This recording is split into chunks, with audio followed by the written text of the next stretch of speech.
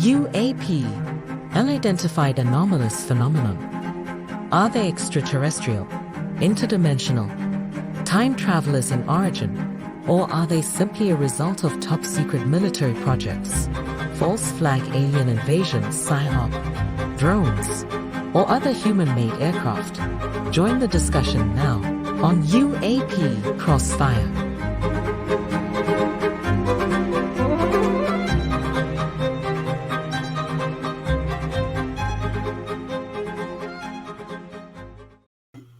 Well, welcome, greatest audience on the planet, to UAP Crossfire on KGR Radio DB.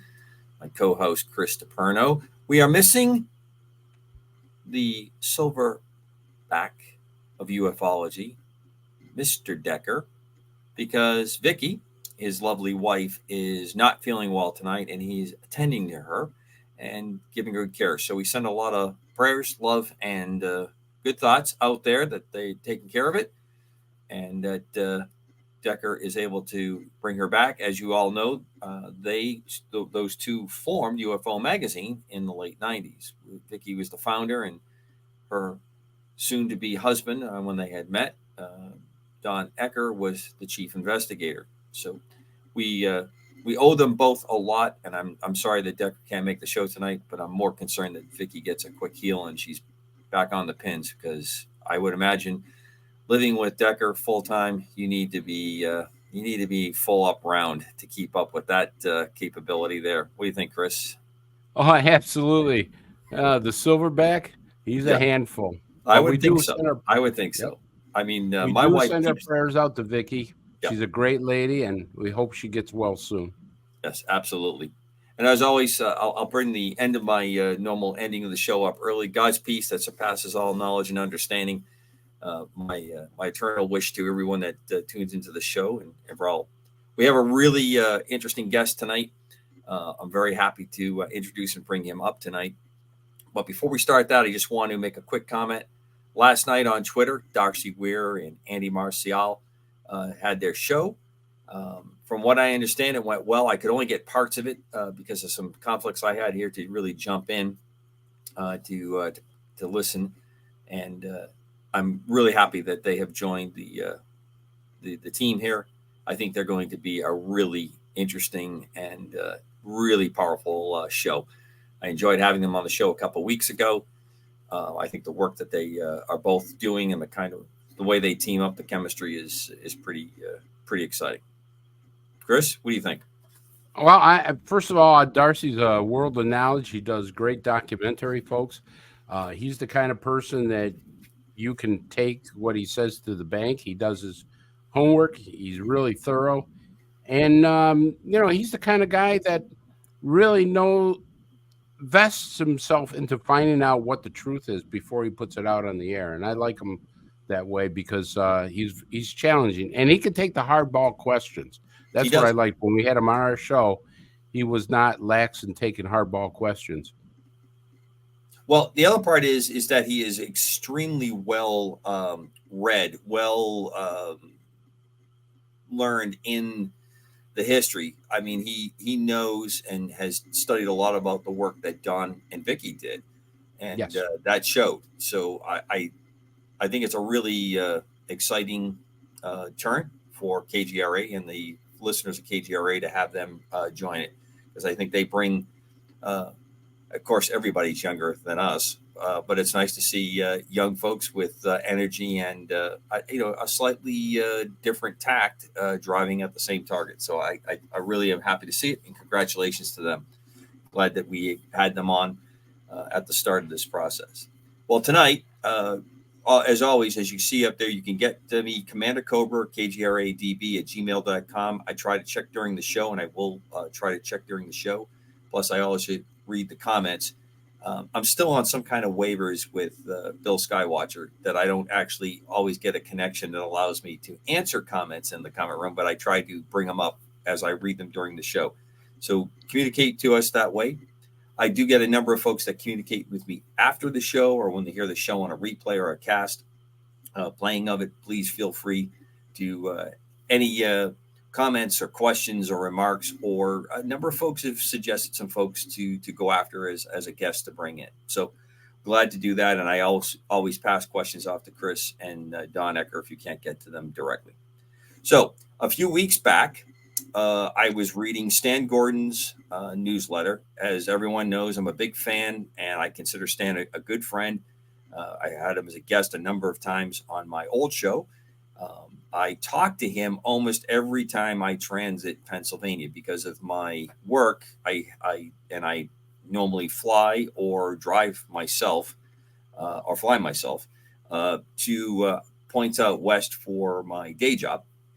And I will be doing that in the middle of October. I'll be off the show for a little bit while I make that transit. And I usually check in with Stan and ask him where the activity is, because there's just a huge amount of activity in Pennsylvania, especially from the central part of the state going west to the western boundary, western border. So I flew and worked through there for years before I knew Stan or knew about the activity there. And he has a fantastic network. Well, he featured our guest. Let's bring him on in, Mr. J.W. Brown, Jim Brown. Jim will be only using an icon folk tonight. He's on the phone. He's on the phone with us, thanks to the offices of Mr. Skywatcher. We were to get Jim. Good evening, Jim, and welcome to UAP Crossfire on KGR Radio. Thank you. Glad to be here. So, poor Jim, he gets published in Stan's newsletter, and then he gets an email from me. Jim, I read this latest investigation you did on a recent UAP event that occurred in Pennsylvania. And the next thing you know, after we have a couple conversations by email, I've got him convinced to take a call, and we do. And well, we roped him in for the show tonight, and it's been kind of fun over the last 10 days, 2 weeks, talking with him on and off and getting him set up for that. Jim, why don't we start out with you just give a introduction on yourself, your background. You've been doing this for a bit. Yeah, I started this back in 1973. I always had an interest in paranormal, UFOs, and so on. And then in 1973, in this area, we had nationwide, they had the reports come in from everywhere. Well, that's one thing. It's growing up back in those days, it's like, okay, you read about it in a book, and okay, that happened across the country, and it's something else. But now all of a sudden, we're getting reports here, and that's what got me into it. Was that now I don't have to read it in a book. People locally were reporting things, and I can actually investigate firsthand. So that's where my interest started, and it went through the 70s, various reports and so on. And then, of course, as I went into it, I started seeing correlations between UFOs, Bigfoot. It seemed like there may be some relation between the two. Sure. So I kind of branched out. I started just in the UFO, UAP area. Of course, we were UFOs back then, but then I got to thinking there may be a connection between the two. And now I've come to the conclusion, or not really a conclusion, but my theory is that it's all somewhat related and ties in. So I've had to branch into various aspects of the paranormal, including hauntings and Bigfoot and creatures, whatever. Right. I can't really differentiate it. That's where I stand right now. I do my own investigations. I do have my website out that sort of an educational tool that anyone can use. But, yeah, and that's Jim, Jim, destinations.com, correct? JimsDestinations.com. Yep. It's cool. Jims, excuse me, JIMS destinations.com. It's a really interesting website. The way Jim has it configured, it's retro, but it's got some pretty interesting linking into the site. So I urge everyone to take a jump into it and to do that. Jim, before I turn you over to Chris for the opening here, just give me a quick. You have a pretty interesting technical background as well. Yeah, I'm retired now, but when I was in the field of electronics, I did electronics design and as well as evaluating and test equipment. And from that, I was able to tie that into somewhat as an experimental thing. I get an idea, something like that. We'll try it. It may work, it may not, but right. Sort of experimental. So branching out into areas not where people normally go with this stuff. Right. So when you say experimental, try to explain that to the audience a little bit. I have a pretty good understanding from talking with you and some of the stuff that we had looked at together. How Sure. It'd be how like- you apply that discipline in that a little bit. Yeah, you have an idea. Say, for instance, you want to investigate the possibility that maybe an EM field's responsible for activity. Well, and then you look around. There's no piece of equipment that does exactly what you do. Well, I can sit down and we can work together. You tell me what you need, and we'll see if we can't develop something that will do and test the theory that you want to put to the test. So that's where it goes from there. It's You sort of just like make me think of Ghostbusters fly when over they the counter. created all the gear for that they used in Ghostbusters. Pardon? You made me think of the gear that they created in the movie Oh. Ghostbusters. You know that. Yeah, I wouldn't say that you would get involved in unlicensed nuclear backpacks, but all the other stuff. I think you would probably be.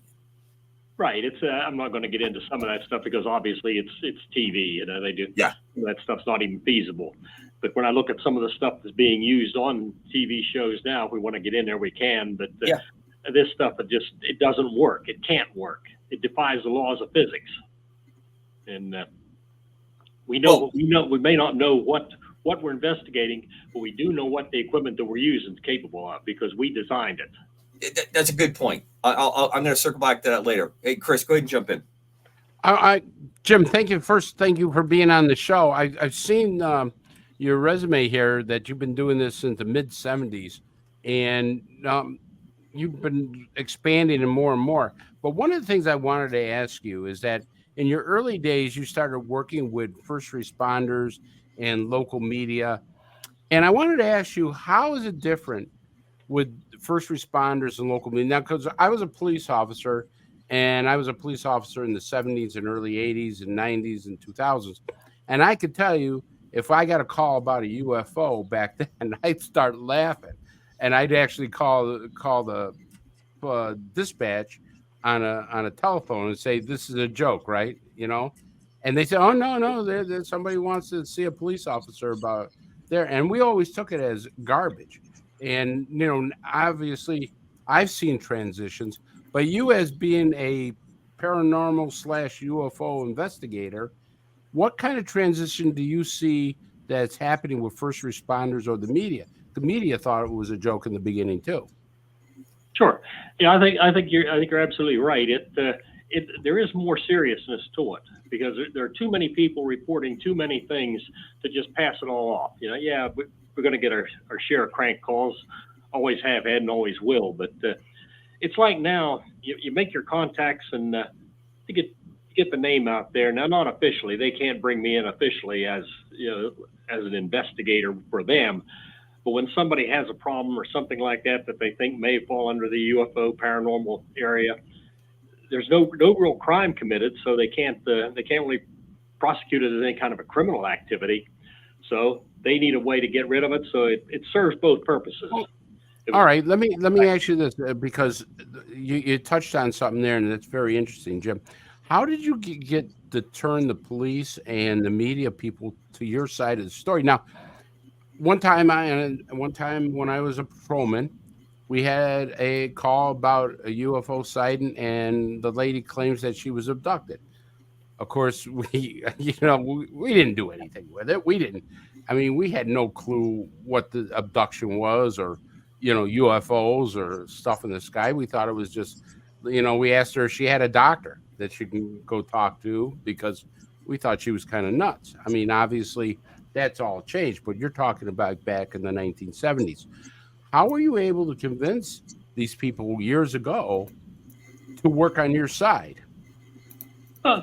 Just a matter of making personal contact was the big thing back then. I knew people directly involved in it there, and you're able to go. Like I said, it's not official, but you get on the list, and they know that they can call, and they trust me. I obviously trust them.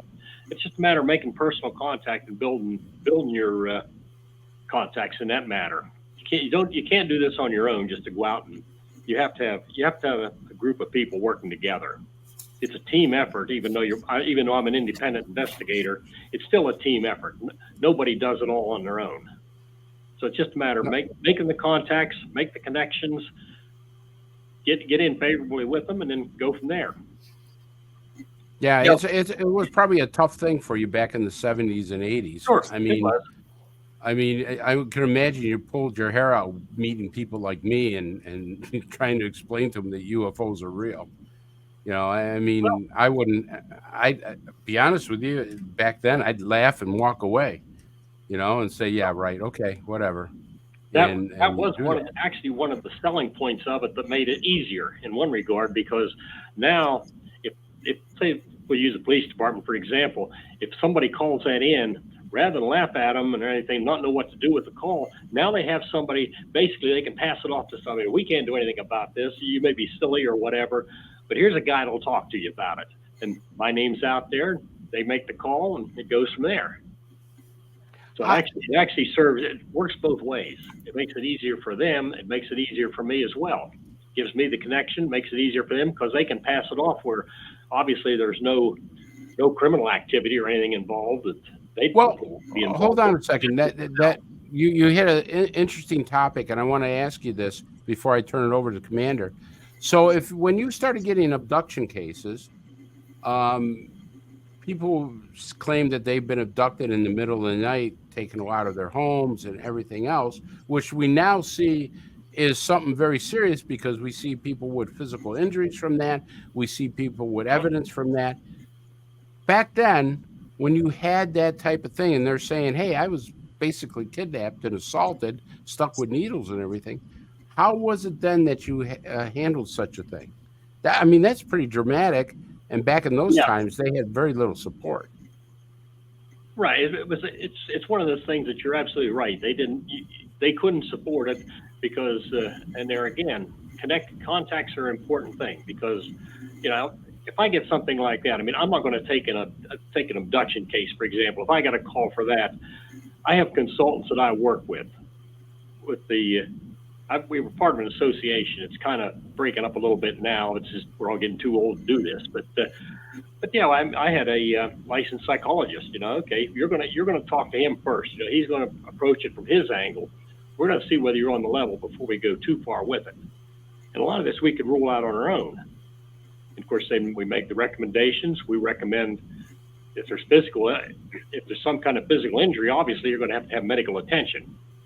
So I'm not going to attempt to do anything with that. It's going to go to the proper authorities, emergency room or whatever. We're going to get somebody to look at the physical aspect of it first.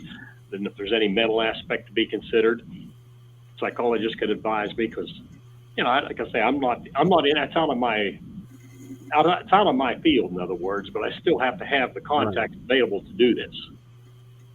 Right. So Jim, give the audience a little understanding. How did you connect up with this network?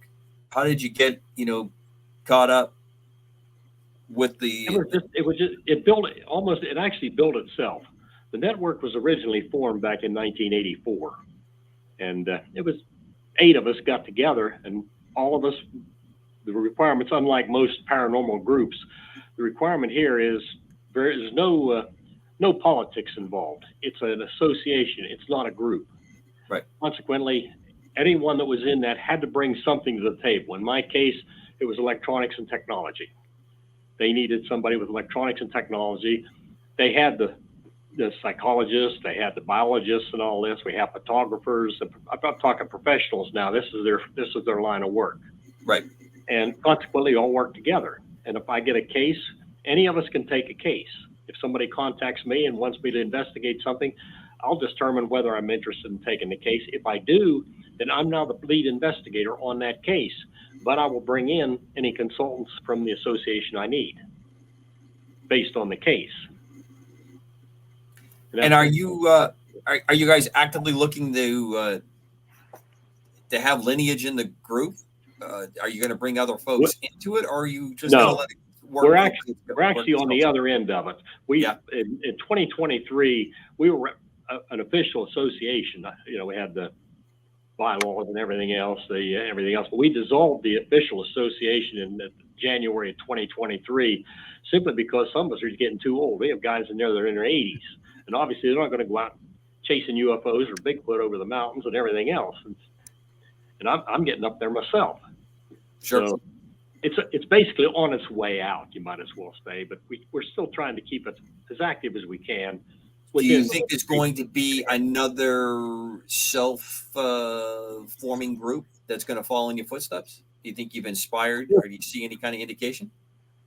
Yeah, we actually did. There are two people been working with us, trying to use us like as a pattern to how to get together.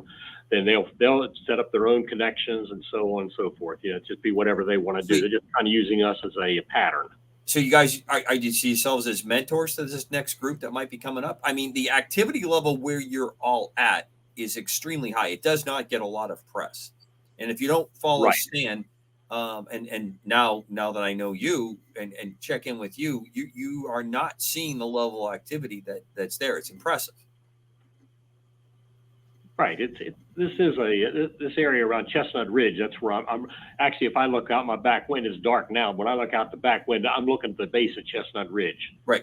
If you talk to Stan, Chestnut Ridge, that's the hot spot in western Pennsylvania. Sure is. I used to refuel quite a bit at Arnold Palmer, going west and east. And I told Stan that one day. I'm laughing because he was all excited. He wanted to know if I had seen anything, because there was like 3 reports right along that ridge line, all around the area and down by the highway. Mm-hmm. And I really got frustrated because until very recently, I had not, everything I had seen was our gear. Things that, when I was still on active duty, and then when I was working in areas as a flying contractor, I saw, things that were not, I always like to spice it up just a tiny bit by saying, I don't know where the technology may have came from. It could have been reversed engineered from stuff, but the things that I was seeing were sensitive projects, that were developing or working. And Stan knows, I think it's almost a joke now that when I check in with him, I'm just praying, that I'm at the right place, right time. But I'm going to try this on you. I think because I want to, I'm not going to. It's when you're not prepared or not initiated, I think you have a better chance. Does that seem to be your experience?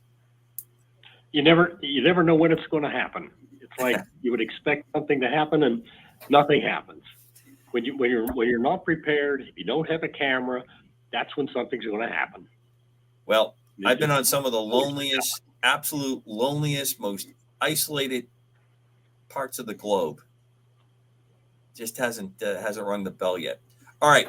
So you've been doing this for a long time. You are taking a very disciplined approach. We were talking offline leading up to the case that started that connected me up with you. We have a very interesting intersection of UFO, UAP activity, cryptid type things, paranormal type events. Stan has logged this for years. Your record, I guess, goes in with Stan's kind of stats and data collection. Is that correct? That's correct. Yeah, we share back and forth on what's going on. It's not. Unlike so many of the paranormal groups, it's my group's better than your group. That doesn't happen. In serious investigation, we can't have that kind of stuff. Well, I think this belays the kind of geographical qualities or personality I find for folks in Pennsylvania. Don Ecker, originally from Pennsylvania. There tends to be this kind of approach to it. It's interesting because it has, I think, some colonial roots, but there's kind of a unique, no nonsense kind of approach to it. And since I lived and worked all through Western Pennsylvania for about a year and a half into West Virginia on a very interesting project a couple of years back, I really got to know folks there, and it seems to be that kind of approach. Lead us up to the case in question, and Chris will bring some pictures in, and I'll let Chris start some of the questioning. Give us a little lead up to how you got called out for that case. Okay, well, this one was a local witness that experienced it, and there again, he knew that I was investigating this stuff, and was interested in it. And when the event happened, we got lucky in one regard in that he had his phone with him. And he messaged me, and I just happened to be on the computer when this came in. Well, ordinarily, it comes in the messages, and I check my messages periodically. It just so happened I was online at the time, was able to take this right there, consequently, I was able to be on the scene up there within about 20 minutes of the event actually occurring, which is relatively quick response time because it's only about 3 miles from here. But what had happened was I don't know what extent anybody's read this ahead of time, but a little backstory on it. The witness driving down Route 119 headed south. Excuse me for 1 second, Jim. Chris, if you don't mind, go ahead and bring up that map picture if you can bring that up. The map? There we go. Jim's talking. Yeah. Go ahead, Jim.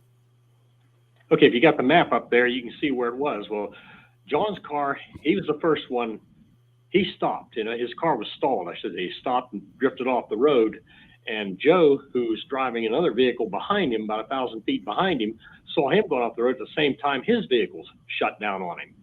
And he too stopped. Well, to get him off the road and everything, John had a phone laying there on his seat, but the object itself moved off too quick before he could get his phone out. Well, where he was at, his view was obstructed by trees hanging over the highway, but he knew a couple hundred yards down the road he could see a clearing. He's familiar with the area, and he knew there was a clearing down there, so he grabbed the phone, went out, ran down the road to the clearing to try to get a picture of this past where he could get a good view of it, which he did, but by that time the thing had made 2 or 3 jumps, and by then it was almost a mile away, and he took the pictures. I didn't post the pictures because there really isn't any detail to them. It's an elongated black sphere against a white background with no detail because of the distance. I tried all the enhancements I could do. There just wasn't anything there to bring out. Right. So he went back up, and that's where he called me at this point. Yeah, he took the picture first, and he went back to his vehicle. That's where he called me to wonder whether I had anything information on it. He wanted to report it, and then he told me the story of it, and I said, just hang on there. I'll be here in about 15 minutes. So I grabbed some stuff together that I have here ready to go, jumped in my truck and headed down there and met him out there on the road. And the other driver, did the 3 of you link up? Oh yeah, we talked. Those 2 talked first because when John got back, I didn't tell you there, but when John got back, Joe was still behind there, and they were curious about it. What happened? Did you experience the same thing? Well, Joe came down, was actually standing there by John's vehicle when I got there. Right. And they may have exchanged information there, and of course John said that he called and he knew there was an investigator on the way, so Joe hung around at that point, and I was there like say 15 minutes or so, and I was able to interview both of them. So just give me a general impression. What was their state of the way they were presenting themselves? Were they alarmed? Were they just excited? Were they worried? Scared? Is that a word? No, not really scared. A little excited, a little bit worried because now you've got vehicles out there. They shut down, weren't able to start them. So just like anybody, if your car broke down along the road, you're not going to be happy about it. But there was no real abnormal fear or anything like that. It was just the normal that you expect someone to be under those conditions.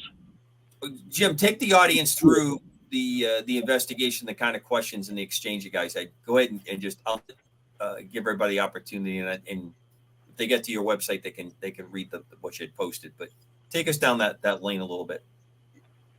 Yeah, I asked each one. I took them apart to try to split them a little bit so that to keep the testimony independent of each other. I didn't want one color in the other one, so I talked to John. I talked to John first about the thing, and then he gave me his story, which I have posted on there, which he described the object. He described it as just an elongated, dark-colored thing like a pipe. And then Joe come in. He said, "Yeah, it was." He's the one. He brought up the word pipe, and then John told me in a later interview that it was a pipe. Pipe's a good description, but it was slightly flattened. Now Joe didn't mention flattened. Of course, there again, it may have had something to do with their point of observation because Joe was seeing it from about 1,000 feet farther behind than John did.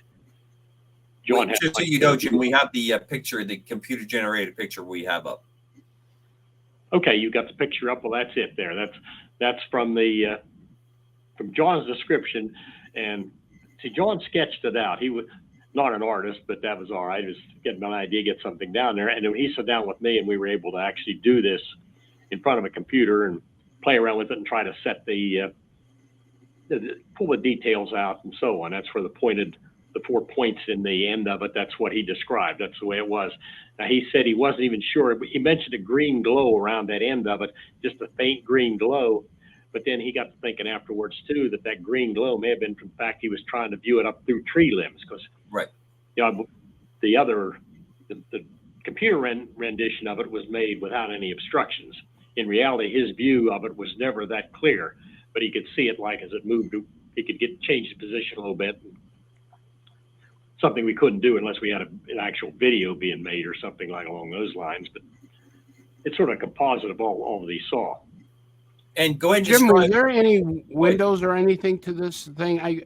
No. This is No. like they call it a cylinder type of object, but normally some of the cylinders would have some like windows or portals or ports, I should say. And there's four. I asked that. Yeah, I asked those questions for details. He said no, there was absolutely nothing on the side. The only thing he could see was in the one end, and he couldn't see the other end of it because of its orientation. Right. The other end of it was pointing away, so he doesn't know what the other end, what it looked like. No noise or anything coming from it? No noise at all. Yeah, this is the first time I've ever seen a cylinder that has 4 pointed ends. I'm kind of baffled about that one, because normally you don't see that in cylinder type of sightings. Any idea what those 4 things were doing at the time? I know you don't know what they are, but I mean, what any action or any what's that? The only possibility, we're just speculating here at this point. The only speculation I can come up with here is possibly they may have been responsible for the green glow at that end. Okay. Whether they were emitting some kind of radiation, light, heat, who knows? Everything's just speculation, because he didn't see that they did anything other than the fact that they were there. And he couldn't see into the thing any farther, so even on the picture you can see there, we just kind of fades to black in there, because we really can't say what's beyond that. We couldn't see it. Do we know what kind of speed they were going at? This object was? The object itself was stationary. It would sit for about 2 or 3 seconds and then jump. And it would jump sideways. It didn't go endways. It went sideways. And it would jump from one location so fast you could hardly see it, and then it would become stationary again for a few seconds, and then jump a second time. We don't know how many times it jumped the time that John ran down to take the picture, but he knew it made 2 or 3 jumps. He saw it, and then it disappeared, and he'd see it farther away. So now, wait a minute. You said something pretty interesting. I just want to ask this, Commander, and then I'm sorry, I'll shut up. No. But he's mentioned that they're going sideways, but they jumped, and Jim. Were they flat a microsecond or something? Did they disappear, or could they see the object moving from A to B? He could see it move. He could see it move, but it moved so fast that he couldn't recognize it, just like it was here, and then he just like maybe. What speed would be, but it'd be like a jump, maybe a couple 1,000 miles an hour. You expect you would still see it, but you couldn't focus in on it. Right. The reason I asked that is because we have had people on the show talk about objects dimensionally going into one portal and popping out in a fraction of a second. So I'm just wondering if this object did the same thing. No, I don't think it did from his description, because that was I did some questioning along those lines, and he didn't. He said that it physically moved. That's why I asked him, did it dematerialize and rematerialize someplace else? He said no. He saw it. He could see it go from point A to point B, and then it would stop. And it never changed its orientation. It was always the same, north-south. The forward end, or we'll call it forward end, the end away from John was always pointed to the south. It never turned, rotated, or anything. Very interesting. What I want to ask, when you said this jump, was it the travel path flat, or did it like gain altitude and come back down, like in a parabolic flight path? Well, the problem with that, he couldn't be sure about whether it went straight. We're assuming straight simply because during the time that he's going in there, he just get a glimpse of it up through the trees, and whether it went up or down until he got down to the field and saw it way off in the distance. At that point, he could see it just sort of go in a straight line between points, but there, again, we're over a mile away. When it was close enough that he might have seen something, he didn't have a good unobstructed view of it. So anything he says there is going to be a subject to some conjecture. Sure. So did they have any physical interactions? Did they experience anything? No. The only thing that experienced anything was the vehicles themselves, and that's where John said he had his radio on, and the radio became staticky. He called it staticky, just at the time that the engine shut down, and the radio, of course, went off at the same time, and of course, he got out of the vehicle there, so we don't know what happened at this point. But Right. When I got back up there, one of the things I did have with me, since I was on scene, able to do some investigations there, I did check battery voltages. Battery voltages on the vehicle actually read, under no load condition, they were reading about 12.3, 12.5 volts. And at this point, I suggested, had they tried to start the cars, they tried to start them right as soon as it happened, and they wouldn't start. Well, after we were up there and talked for a while, they said, try them again, we'll see. And both vehicles started. Interesting. But that was one of the things I did. I use it for my paranormal investigations. I did grab my, I use a portable power source when I'm doing paranormal investigations. It has a deep cycle marine battery in it. So I figured, hey, if the batteries are dead, I can jump them off of that thing. Sure. Turns out it wasn't necessary, but yeah, I did check voltages. I had a magnetic anomaly detector and checked for residual magnetism, nothing found. Basically, there was nothing wrong with it. Now, So Joe, he was from out of the area. When he got home, he had his mechanic check his vehicle over. Right. And they could find nothing to cause a problem. So what do you think threw off the electrical field in the car? I mean, are these newer or older vehicles? They were a newer vehicle. So pretty electrically sensitive. You know, there's not that's the sad part of our vehicles that are the newer ones, that they're not shielded real well, maybe on purpose. Right. What do you think happened? I really don't know, because there again, my first thought was, everybody says, well, these things drain batteries. Well, I figured if it drained the battery, I'm gonna put a voltmeter on that battery and I'm not gonna read anything. But when I read 12.3 volts or so, that's what you would expect.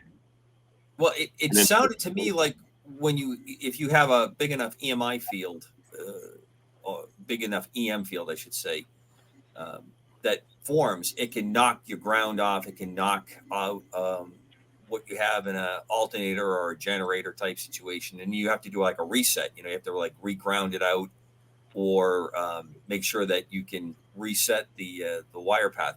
I'm surprised that there's like no circuit breakers were bad, and you were able to get the vehicle started.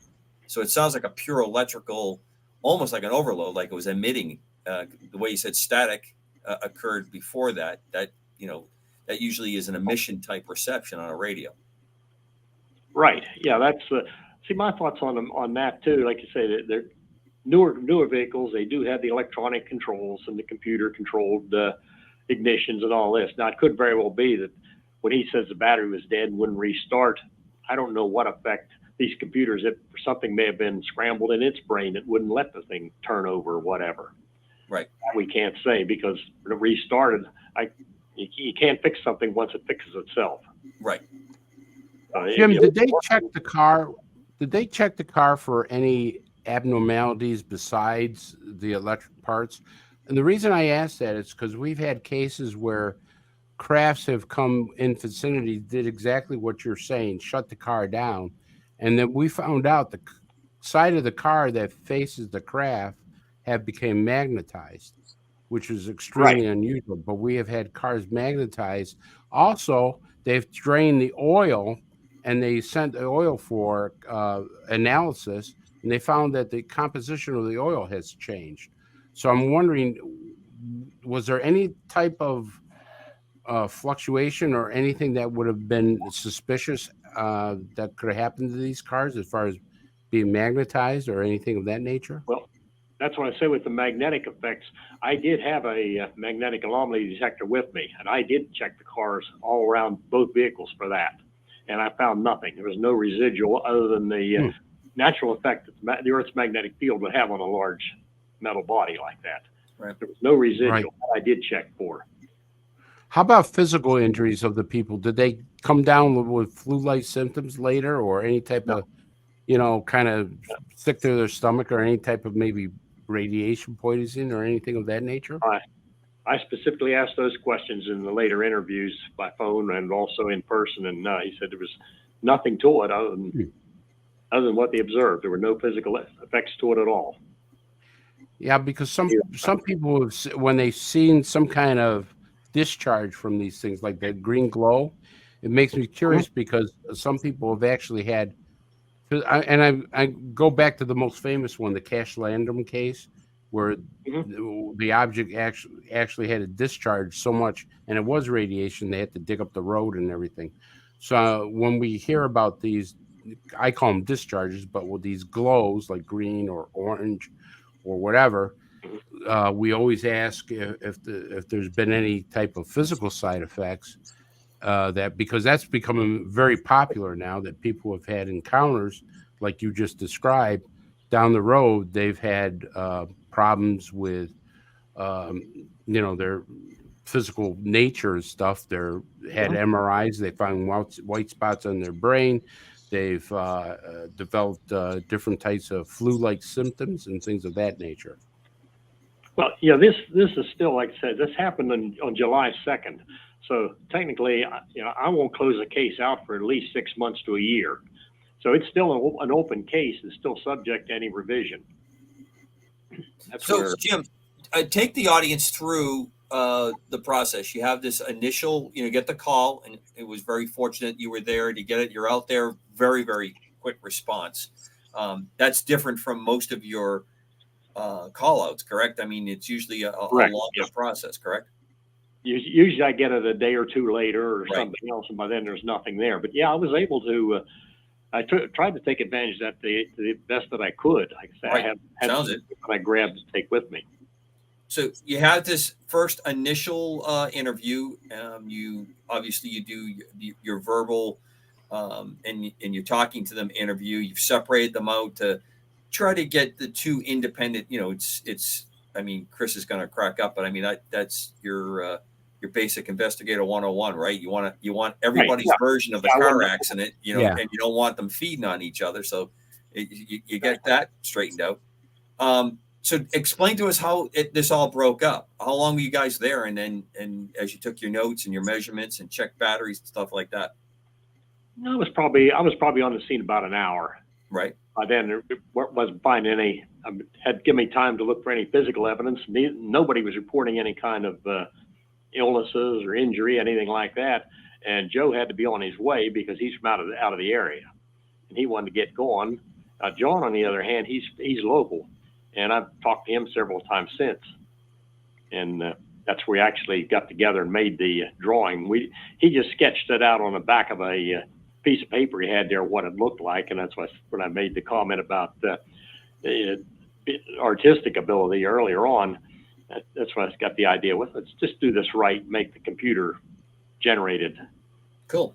Put some depth with him. He drew a piece of pipe with some arrows in it, and he just went through his arrows. So now you've got one guy local. You've got one guy that's out of the area. What's your follow up with them? How does that work? Okay. All right. One thing there that held things up quite a bit. Now I'm able to discuss this now. This is not in the initial report. It's not on Stan's report or anything, because at the time, Joe, who's not in the area, when he got home, of course, he's talking about what happened and everything. He gets this call from some anonymous source that says, it would be in your best interest to forget about this. And he hung up. Really? Yeah. Now, how he found out, whether it's just some joker, somebody playing a game with him or whatever. Anyway, when he did that, he contacted me and wanted this raised up to pretty confidentiality levels. Currently, it's a 2, and that's what I had it at the time. He wanted it raised up to a 3, at least his aspect of it, which means basically I can't discuss anything other than the fact that it happened. Right. Well, finally, after some time went by, this report held this up, and I spoke with him again, and he said, nothing's happened. Nobody's contacted me. I talked him into lowering it back down to a 2, so now I can discuss the fact that he got the phone call. See, that's not in the initial report for that reason, because he didn't want that going out, and as a level 3, it couldn't go out. All right, so let's just take a quick aside because I can already see Chris ready to leap in here. I'll start it out, Chris, and I'll turn it over to you. What do you think that was about? Yeah. I have no idea. Come on, give me some kind of a guess here. On the scale of somebody joking around with him, I mean, it seems to me it's one of two possibilities. Someone was able to figure out that the three of you were together post this event, or he was speaking and someone overheard it and thought it would be funny or a joke to pull his leg. Personally, I lean towards the latter. I think Okay. it was just one of his friends trying to pull a prank or something else, because the interesting thing about it, if Joe gets a call out of state about something that happens, and the other two of us, and everybody knows that I investigate this stuff, would you not think that I would have gotten some kind of a call or some kind of a contact as a result? I got nothing. Well, I'm going to play devil's advocate. I wouldn't, if I was someone who didn't want this discussed for whatever reason, and I'll go down my normal avenue. I like, that this was some piece of sensitive technology that's flying along, is seen, probably doing some collection, probably pretty easy to figure out that cell phone. I mean, it would be pretty easy to go back to cell phone towers and track where the calls went. All that stuff's recorded. If it's a collection device, I wouldn't approach you with a 10-foot cylinder flying silently over your house, because you are not going to be easily shaken or thrown off because you've been doing this for a long time. In fact, Exactly. you might be able to throw some switches pretty quick with that network and really turn that thing around. So I can understand that, but when you have two people and only one of them gets the call, I would tend to start to lean on your conclusion that, yeah, somebody's, having a little sport with them on this because, they overheard the story and go forward. Because if they wanted to slow it down, I think they would have approached both of them. And they simply would have said to you, hey, look, we don't want to talk about this anymore, and we don't want any of this information released. Right. Now, the other thing that brings up, to follow up on that a little bit too, Joe did not call me. John called me from his cell phone. Right. John did not get the call. Joe got the call. Now, Right. John, That's what I'm saying.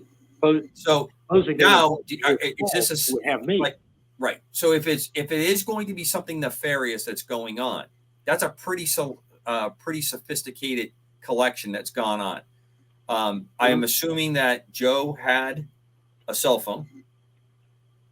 He had one with him, yeah. Right. Apparently, he had a phone, but because he called his auto service before Right. I got there, he said, "Well, I got to get the guy to come out here, charge my battery or whatever." Right. But yeah, he made that call.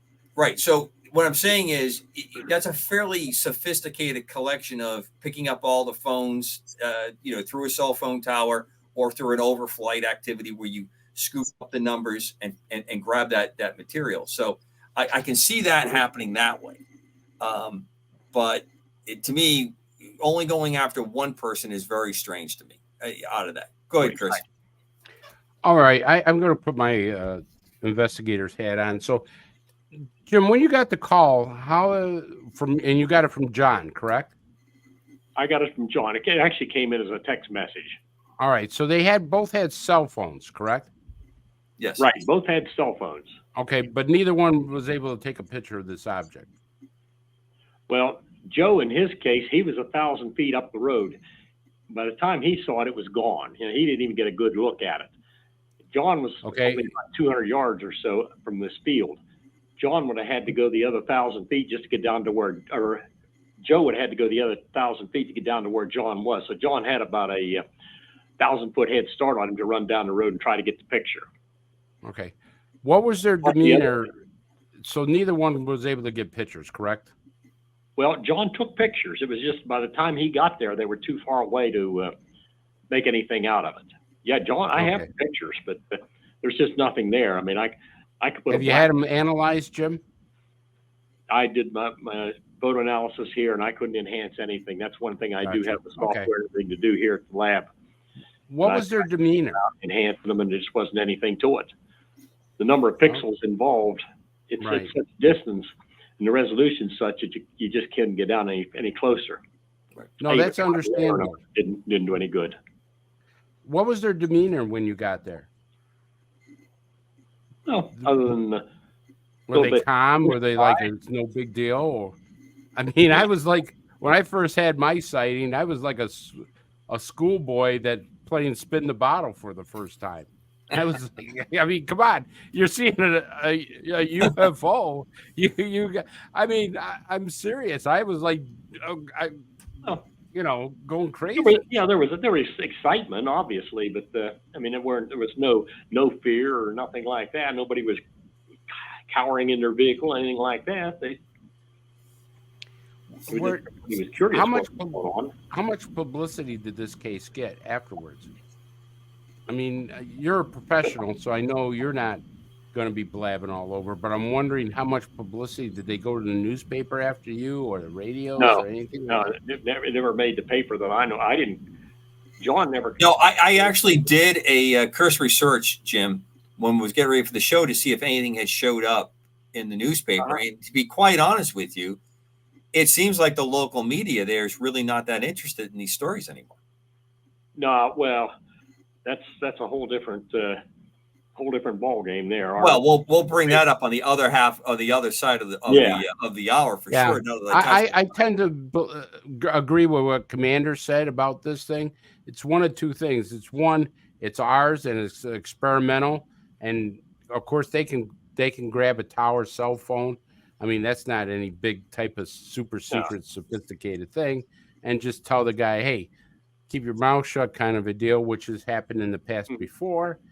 Or it's somebody just playing a prank. The guy goes to a diner and goes, hey, I saw a UFO the other day. Let's torque up John or Joey and give them a call saying we're the Men in Black. I mean, because obviously all that stuff is popular nowadays. So these two, I just want to grab last couple bits on this. We're coming down to our last 4 or 5 minutes for this segment. They don't know each other before this. Have they maintained any kind of relationship since? No. Okay. Actually, unless they've got together on their own, and there again, I don't know how they would have, because I have both the contact information for both here, and I've never shared either one with the opposite. So unless they got together on their own at the time they were talking, and they exchanged information, however they said they didn't. So. And this is pretty much settled out for them. As far as you know, there hasn't been any additional contacts or experiences, right? Not with them, no. Right. Yeah, we may want to. That was pretty qualified. Did you catch that, Chris? Not with them. Yeah. That was. Jim's making me pretty good. He's reeling me in slowly. He knew he had the hook set a week ago, but boy, he's letting me play the line. He's got the hook in. Yeah, I was going to bring you the next part of this thing if you want to wait till after the break. Yeah, we'll wait till after the break. Another side to this, it just came out, and this is recent. Well, yeah, it's an interesting case because people are now seeing more and more cylinders. Well, just whatever. I have the information here, and I can speak on a second sighting on September the 18th, same area. Interesting. This is at 7:30 at night. Woman's going northbound on 119 in front of the same field where John went down and took the picture, and her vehicle was buzzed by 3 spheres, 12 inches diameter, about hood height above the road, shot across in front of her. She said she would have hit them had she not slammed on the brakes. And I think he's breaking up. Commander, you froze there for a minute. You okay? I was going to say, was there any sound, Jim, in her sighting experience? No. Other than her screeching tires when she hit the brakes, that was it. Amazing. They shot across the road directly at, it said at hood height, the way she described it. It said had she not slammed on the brakes, she would have hit them. And they were across the road in a matter of 2 seconds down into the field and were gone. Where they came from and where they went to, she couldn't say. Well, that would put it in at a minimum the average width of a road that fast transiting across. That would put it about That's 3 good. digits speed. I'd say at least Oh, definitely. 120 knot plus kind of speed. Definitely. Yeah. Just She doing couldn't doing the quick even calculation. get any detail. Very interesting. Other than to see 3 12, she said about 12 inches in diameter, white glowing spheres. One followed the other. Well, we're coming up to our first break. If those of you that are listening to the show, please drop me an email or drop it into the comment section if you're watching the show via the one of our many link ups, and we can talk to Jim. We're going to pick up a little more in this case, and then we're going to expand it out to get Jim's take on some of the other UAP, UFO things that are going on. Tonight we're with Chris DiPerno. We're missing Don Ecker tonight because he's taking care of his ailing wife, who we are sending prayers and best wishes to a speedy recovery, that she's feeling better and that Don is actually helping her and to that recovery. And this is UAP Crossfire on KGR Radio DB. Our guest tonight, Jim Brown at jimsdestination.com. And Jim is a longtime investigator in the Western Pennsylvania area. And he's one of those folks like myself that sees this as not a separate function. It's UAPs, paranormal, cryptid. There seems to be a lot of intersection and a lot of activities. Always makes me think of Paul Eno, because Paul was probably the first person that really schooled me on this kind of activity, having a large cross section. Stay with us. We'll be back in about 2 to 3 minutes to pick up the second hour of UAP Crossfire. Well, welcome back to UAP Crossfire. Chris DiPerno, my co-host tonight. Don Ecker is out taking care of Vicky. Well, our very special guest is Jim Brown, who's been taking us through a case. I'm going to turn this over to Chris, but Jim, what I'm going to ask is, I want you to correlate this last investigation piece about the spheres going by, and I'm going to put the question up, and I'm going to let Chris run this next opening here. What do you think happened? What's your conclusions? I really have no defined conclusions. I basically have a report here. There was no physical evidence, anything like that. I wasn't even able to go out to the scene at the time. But of course, she said once she slammed on the brakes, the thing was gone. Everything was cleared up. Her car was not affected. I mean, she didn't have any reporting of any kind of a automotive problem at all. Just no distortion of the radio or anything, Jim? No, she didn't. She didn't say didn't have the radio on either, but she just said everything was running normal, and she just slammed on the brakes. The lights were. It was late at 7:30 at night whenever it happened, about 45 minutes after local sunset. So the headlights would have been on, but yeah, they were unaffected. What color did she say the orb was? Three of them. They were white, about 12 inches in diameter. 12 inches in diameter, and it was white color, correct? Right. Yeah. Okay. Yeah. And that's sweet. now there's always been this confusion. I won't say confusion, but there's always been this contested stuff about orbs. Some people say it's ball lightning. Some people say it's a scout ship. Some people say is just a plasma burst. What I don't even know what a plasma burst is. But there's all different theories of what an orb is. So let's start there. Jim, what is your take of all your experience?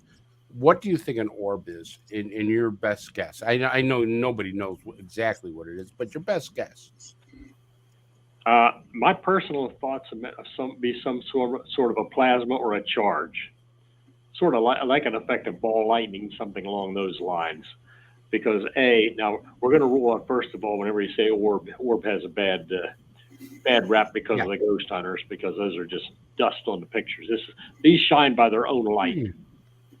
That's funny you should say that light. Now, this is not me saying it, but when you said that just brought up something that Lou Elizondo said. Now, you know Lou Elizondo, right? He's supposed to be one of the gurus of ufology and stuff. He claims that an orb was in his house. His whole family saw it, and it was floating down the hallway. And maybe I got that video. Let me see if this video of Lou Elizondo that I have here, and I really love to have your explanation of this or contest it. You gradually start. Brother, I saw other videos. That's just one. I mean, there were some that were. I mean, there's one I really wish I could talk about. It was in 4K ultra high definition video. Anybody sees that video, and there's people in the Intel community that have seen it, and they're just like, okay, yeah, that's a game changer. I mean, that there's no doubt what we're looking at that point. That is not ours. That's what frustrates me, because those videos are there. There are people that are aware of it. A lot of people. It's kind of a bad kept secret at this point. The problem is how that video was taken, where it was taken, under the circumstances is very classified. So it probably won't ever see the light of day. Convenient. Yeah, no, I'll tell you. Look, honestly, where it was, I mean, I looking at it, I can say, yeah, that probably shouldn't come out. As compelling as it is, because it is. There's reasons to keep there's a couple videos there, well, more than a couple that really are sensitive because of the circumstances of the collection that we were doing. Okay, so I apologize, but he does go on to say that he had an experience with an orb in his house. And there's a lot of controversy about orbs. Like you said, you think that it could be ball lightning, plasma, things of that nature. But when people are seeing them in the house, not with cameras and stuff, what do you think that is? Or do you still contend that maybe dust particles and stuff? No. Let me be clear about that. When I mentioned dust, I mentioned that for the benefit of anyone or the paranormal community, the ghost hunters along those lines. Okay. Those pictures, we've all seen them. It's nothing more than dust close to the lens. These do not.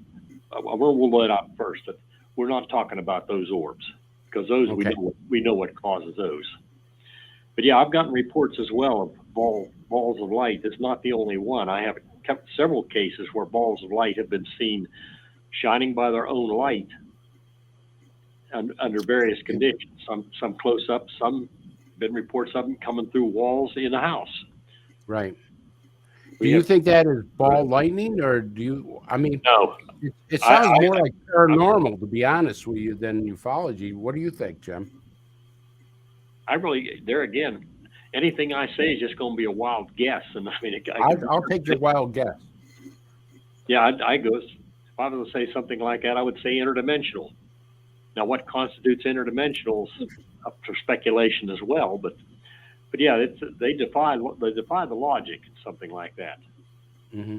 Yeah, we're talking those type of orbs. It may be similar to what she saw at that particular case that shot across the road. Like she said, she was afraid she would hit him, but had she hit him, would she have hit anything? Exactly, Jim. Exactly. Yeah. Do you think what she reported had mass, Jim, or was some kind of an energy state? According to her, she called it a physical object. Right. Again, but she had no way to measure it. So right. Yeah, I'm not going to say that it did or didn't have mass. Based on her description, it acted like something that had mass. But there again, since it didn't pass through anything, we don't know if it was capable or whether it would have passed through the car. Right. There again, if it's interdimensional, who knows what would have happened. Well, your retelling of the description and the speed made me default. I mean, in my mind, I tied the two events together. You guys, I think one of you said it earlier. This could be a small autonomous vehicle for scouting off that larger cylinder vehicle. And I'm going to go one step further, because I've got nothing better than just the first impression of looking and listening to everything Jim said. Entry and exit port at the end of the cylinder, is that where these things enter and leave to go out? We're doing that actively with airplanes. We're doing that actively with autonomous drones right now, where we're sending drones out. They're coming back. They reconnect up like airplanes to get fuel or even electricity if they're electrically driven. Mm-hmm. And going back into the launch base to move to another location. So one quick before I want you can respond to that 1 second. I want to add into it. Is this area, Jim, that these two events have occurred? Is there military? Is there research activity that goes on? I know the general vicinity. I know that there are flight paths through there for training, different altitude training areas in there. Has your investigation showed anything that points to this is a high activity area for a reason? There's nothing, basically nothing there. There's an old gas well down in the middle of that field down in there is the only, and there again, it's been there probably for 50 years, but that's the only thing there in that immediate area. And there again, the other thing you were mentioning about the two cases, we do have to keep in mind there's 2 months in between there. So there again, she didn't report any of the effects that John or Joe did. Right, because she wasn't near the cylinder as far as we can determine. So in Cobra's mind, what you have here is you have a route of flight or an activity that's using this general vicinity for whatever reason, close to where they originate from. You're doing training flights, test flights, activity. Because I'm going down the road that this is not an extraterrestrial sourcing, that this has got something else that's a little more terrestrial. Right. Well, that's the way I look at it too. I'm not. I've seen nothing yet that says it's going to be extraterrestrial. So now, no evidence, no proof of that. So now, are our spheres, are our orbs, are they the post or pre-flight activity to see what's around before this vehicle flies by, or is it a very integrated system that's out there flying with the parts coming out? Because I'm going to hook it back to what Mr. Alessandro said in that which upsets me greatly, he talks about these videos and then says, well, we should never actually let these videos be seen because these videos are so sensitive in the way we collect it or what's going on. Then why bring them up? Look at it, it's not that. Well, you can't have it every direction, and he's trying to have it in every direction. I've seen it. Yeah. You can't know what it is because what we did to get this. So you're just, it's just layering on top of layering on there, but it's really, really cool. I wish I could tell you. It's like the old days when somebody who had gone on a very sensitive, I'd love to tell you, but I can't. Or the old line, I could tell you, but then I have to kill you. That nonsense. Yeah. So that's what kind of makes me think about that. If he sees this activity and it's a really sensitive activity, was he looking at a similar type of system? Yeah, that we really don't know. See, my question, or what always raises a question with me about these kind of things, let's say for a minute that he's right. Say it is some sort of a military or some clandestine operation. Then why would you fly it in the middle of the daytime when everybody's out? Why would you not fly this thing at 2 a.m. when the chances of discovering it or being seen are much less?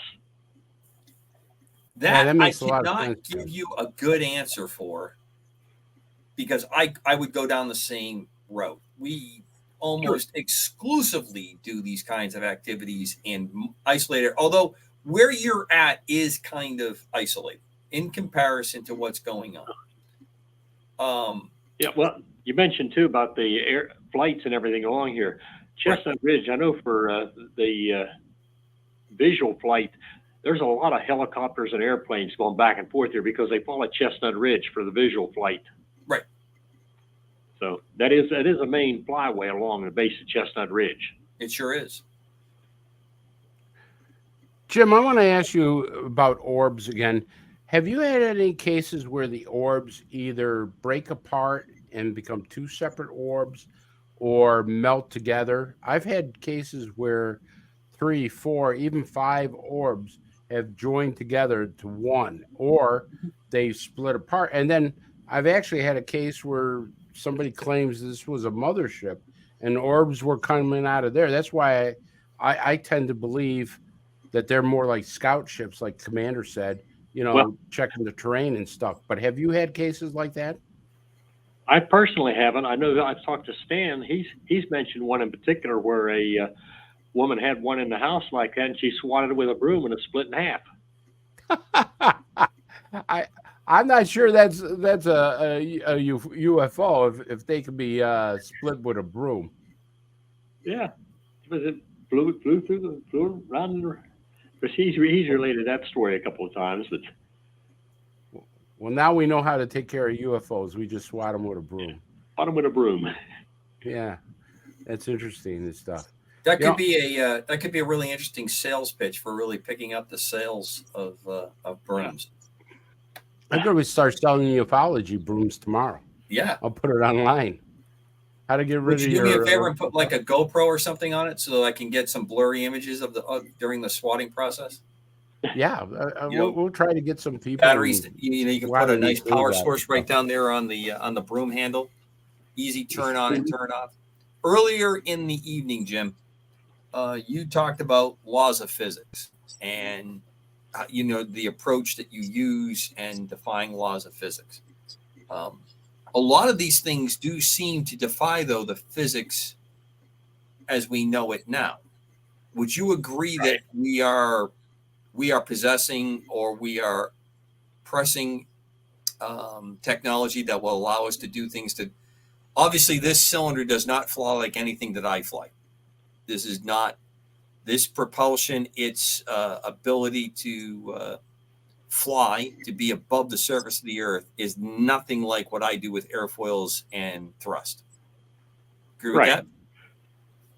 No, that's a fair determination. To expand a little bit on that, when I say the law of physics, I was referring to the equipment that we use to test and evaluate this phenomenon. The thing is, we develop a piece of equipment that does a certain thing, works a certain way. We know how it works, why it works, and what's supposed to make it work. Now, if we design to do this, then we know its limitations. I'll use a good example being, if you get into the little paranormal aspect of it, the ghost box, for example. Okay, it's nothing more than a broken radio, as far as I'm concerned. It scans between radio stations. But then you start looking at that, what is required to actually tune to the radio station, and what would be required if it be a spirit or alien or whatever was going to use this ghost box to communicate? What would it have to do? That we can define because we built the ghost box. We know how it works. We know the chips we used when we built it and what's required of them. So we can say without a doubt that whatever the spirit would have to do, it has to meet those criteria. Kind of approach it from the back end instead of trying to figure out what it did, look at the equipment and see what the equipment's capable of and go backwards on it. So since you're on that subject, what do you think of what you see on popular television about the ghost box? It's junk. I call it a paradolia box. I call it a paradolia box, if you're familiar with the term paradolia. Yeah. That's how they work. I was kind of guessing that you were maybe going down that lane a little bit. Yeah. Obviously, you didn't mince words on that too quickly, so we'll move on. All right, let me give a positive twist here. One other thing, since we're on this kind of a topic, often people will do the mag light, very sensitive adjusting of the light, and then talk to the entity and tell the entity that if they can make the light flicker, and I'll ask it to do that. What's your take on that? It's just a matter there again. It's a matter of the physics. The loose connection obviously creates heat, and when you get creating heat in electrical connection, you get expansion. It expands, it closes, it contracts, it opens. So it's going to cycle off and on. If you ever notice when they do this, and this is the one thing they never tell you, you always see them, is there anyone here? And of course, the light comes on, yes. And they ask another question, and it goes back out. But there's a rhythm to those questions. There's about 15 seconds in between those questions. Now, if you time your question just right, you can get a response. Sure. And that's what they do inadvertently. They're not doing it intentionally, but that's the normal way human works. It's just like the pareidolia idea. I'll tell you the little experiment I did, and if somebody wants to try it, they can. In the lab, you're familiar with a white noise generator. It just creates random noise, nothing to it. I took a white noise generator and then I pulse that at a 100 millisecond pulse rates, which just matches the average length of phoneme in speech. That's how long the phonemes in human speech are, generally around 100 milliseconds. So I've got the cadence of human speech. Now I'm pulsing this thing, and then I throw a little bit of filtering in to raise and attenuate, raise some and attenuate other frequencies, and I switch that around. So you get a varying, just a bunch of noise like that. And then what I'll do, I'll take that recording, created this in the lab, and if you want to see paranoia at work, you get a group of people together, play the recording, and you say, this is what I heard, and come up with something that sounds right length, or a speech or something, and ask how many people heard that, and you'll get hands go up. And then here's where it really gets interesting, and you go to part 2 of that experiment, and you say, well, that's not really what I heard. Did you hear? And then I'll come up with something else. And some of those same people are going to hear that too. When in reality, since it was generated by human noise in a laboratory, we know there's no message there. Right. But they'll come up with that. And that just shows an example of how the mind works. And that's perfect example of paranoia.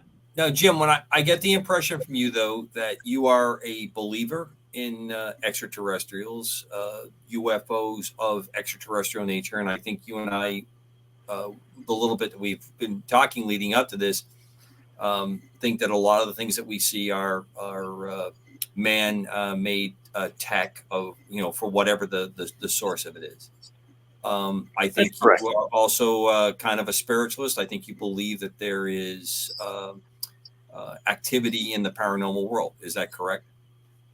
That's correct. I don't necessarily, when you go into the paranormal world, I don't necessarily believe the traditional ghost theory, as it's called. The traditional ghost theory is somebody dies and they're stuck on Earth or whatever. I don't necessarily believe that. I think there's something going on, but I think we need to think outside the box. And that's back to where we started this whole thing. If you ever, and this is what kind of got me interested in it, if you consider the traditional sighting of an alien, like a mission or something like that, you have a lot of times it's a hooded figure, comes, passes through the wall, it floats above the floor, 3 o'clock in the morning, and you don't see the feet or anything, it sort of floats above the floor at the foot of the bed. And somebody says, well, that's the alien, that's how they were when they came in and got me. And then you talk to the ghost person, says, well, that's a full-bodied apparition. Are we looking at the same phenomena, just how we interpret it? All right, so Chris will be rolling in on this as I'm going to throw this into play. It's a little bit sooner than I wanted to bring in the talk. And Genghis Khan, I really like your comment. I promise I'm going to get to it before we close out the show. You sounded like when you started out in the UFO UAP investigation and interest, you didn't necessarily connect it to any kind of paranormal activity. Now you see this intersection. That's correct. Yeah, that's based on. Do you think that that's finally winding down? Because early on, and there's still a number of folks I talk to, people that are in the UAP, UFO centered on that, really, many of them don't want to talk about paranormal activity. And cryptids are like another subset. And a lot of people just don't see those circles, those spheres, to use the term from earlier this evening, those orbs intersecting and having common ground. What's been your experience on that? And Chris, I'll let you pick it up after Jim comments. Well, personally, I think as more and more information comes in, and we look at the commonalities between them, I think we maybe just how we interpret it, or how there again, when I say how we interpret it, I have to open up another potential can of worms. There is something controlling how we interpret it. Is there a force above and beyond that causes us to see it a certain way? Now, with that in mind, then is there something tying this all together? I don't think you can actually isolate one from the other and say this is extraterrestrial, this is a cryptid, and this is a ghost. I think it may just be various interpretations of the same phenomenon. Okay, that's interesting. First, let me ask you this, Jim. What's your definition of paranormal? What constitutes paranormal to you? Well, to me, I would even include UAPs as a paranormal in that they're something that's not natural that we know. I'm not, of course, there again, that's a generalities because if it's man-made, obviously it's natural, but anything that we can't explain. Paranormal to me simply means that it's outside of the normal. Okay, let me ask you this then. Things. With that being outside the normal, do you think spiritual reality goes into this? Do you think there's something demonic or spiritual about all this stuff if it's all kind of lumped sum?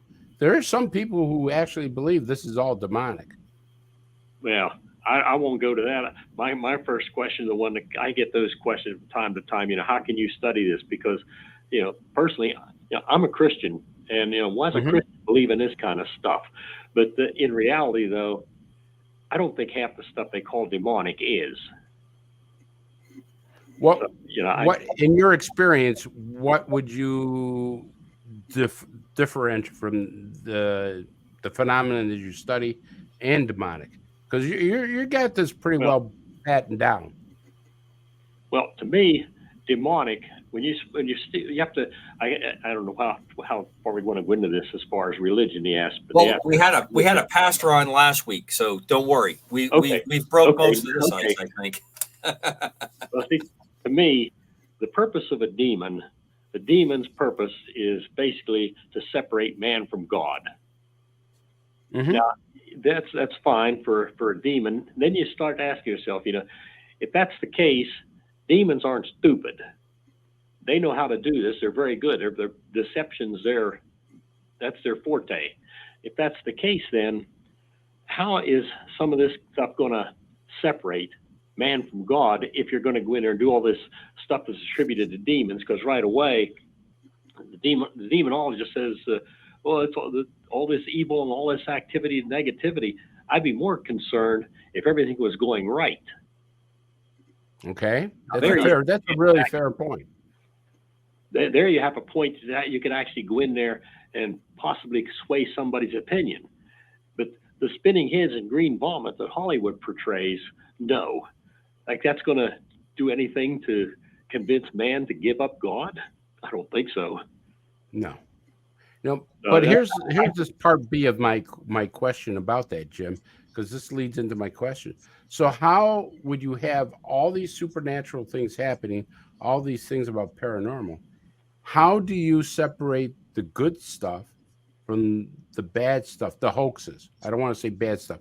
The legitimate, the stuff that you think is legitimate and the stuff that you think are hoaxes. Because obviously in any field you get in paranormal, there's going to be hoaxes.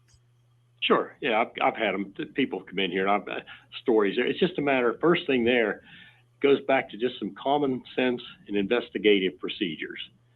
You talk to somebody for a while, and if you've done much in the way of investigating, probably in 5 minutes whether this guy's on the level or whether he's embellishing. And if he embellishes one thing, then he's going to embellish something else, and all of a sudden the whole story just becomes, I approach everything from that point of view. I sometimes ask leading questions, which they say never ask a leading question. Well, I would disagree with that. Supposing you said, all right, use the ball, use those three spheres, for example. The lady described them as white. Now, supposing I come back to you and you were telling me the story, and I come back to you and said something. Now, which way did those green spheres go? Now, that's a leading question. I implied they were green, but I was wrong. How do you respond to that? If you're hoaxing, you're going to, well, they went down the field. If you're not hoaxing, you're going to correct me right away and says, no, they were white. Yeah, that's a perfect technique that's used, and sure. I've used it many times myself. And I've switched the story or breaking the story up in different parts and go over certain parts to see if it's embellished or changed. That stuff. So I mean, you do so much stuff. You do cryptids, Bigfoot, and everything.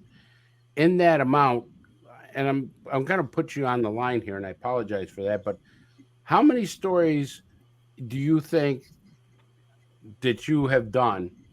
Is there a certain percentage that you might say, well, there I got 10% that are hoaxes and all my stuff. I got 5% or things of that nature. Well, I'm going to have to classify them as three ways.